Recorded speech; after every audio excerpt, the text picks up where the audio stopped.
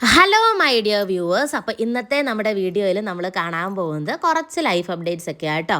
അപ്പോൾ ഇത്തവണ ഡാഡിയുടെ ബർത്ത്ഡേ വ്ലോഗ് കൊണ്ട് നമുക്ക് സ്റ്റാർട്ട് ചെയ്യാം. ഡാഡിയുടെ ബർത്ത്ഡേക്ക് നമ്മളെല്ലാവരും വീട്ടിൽ പോയിട്ടുണ്ടായിരുന്നു. പതിവ് പോലെ ആ ഒരു ഐറ്റം പൊട്ടുന്നേ ഉണ്ടായില്ല കേട്ടോ. കേക്കൊക്കെ മുറിച്ച് കഴിഞ്ഞപ്പോഴത്തേക്കും പടപടാന്ന് പൊട്ടുന്നുണ്ടായിരുന്നു.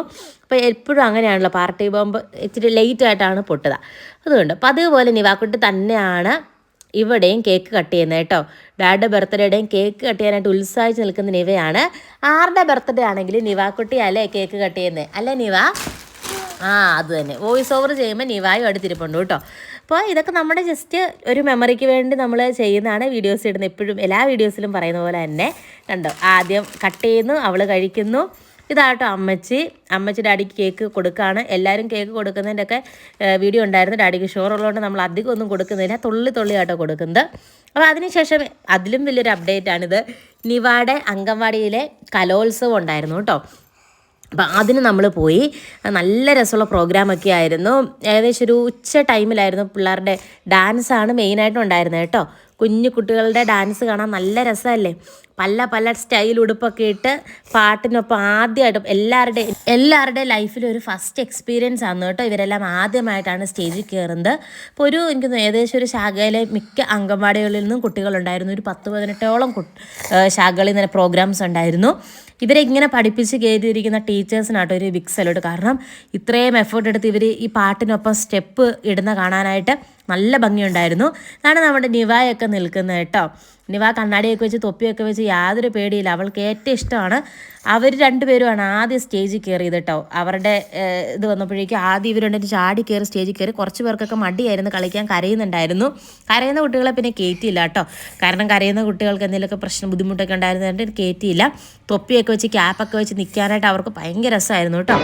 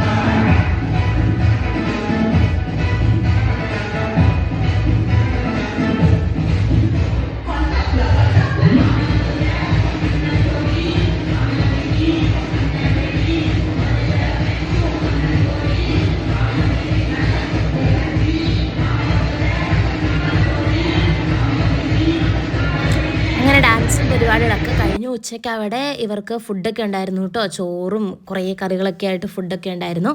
ശരിക്കും ഇങ്ങനെയൊക്കെയുള്ള പരിപാടി കണ്ടക്ട് ചെയ്യുന്നവർക്ക് റിയലൊരു അപ്രീസിയേഷൻ കിട്ടുന്നതാണ്. കാരണം കുട്ടികൾക്ക് ഭയങ്കര നിവായ്ക്കാണേലും നിവാ ആ ട്രോഫിയൊക്കെ കിട്ടിക്കഴിഞ്ഞപ്പോഴത്തേക്ക് എൻ്റെ ട്രോഫിയാന്ന് വീട്ടിൽ വരുമ്പോഴൊക്കെ ഇടയ്ക്കിടയ്ക്കൊക്കെ അത് നോക്കി പറയുന്നുണ്ടായിരുന്നു. പിന്നെ നിവായുടെ അംഗൻവാടിയിൽ അടുത്ത 2ാമത്തെ പ്രവേശനോത്സവം വെച്ചിട്ടുണ്ടായിരുന്നു. അപ്പോൾ അതിനും നമ്മൾ പോയിട്ടുണ്ടായിരുന്നു. നോക്കി അവളവിടെ ഇരിക്കുന്നത് ആദ്യമൊക്കെ എന്ത് മടിയായിരുന്നറിയോ, പക്ഷേ ഇപ്പം നല്ല ഡീസൻ്റായിട്ട് മിടിക്കായിട്ട് ദൈവാനുഗ്രഹത്താൽ ഇരിക്കുന്നുണ്ട്.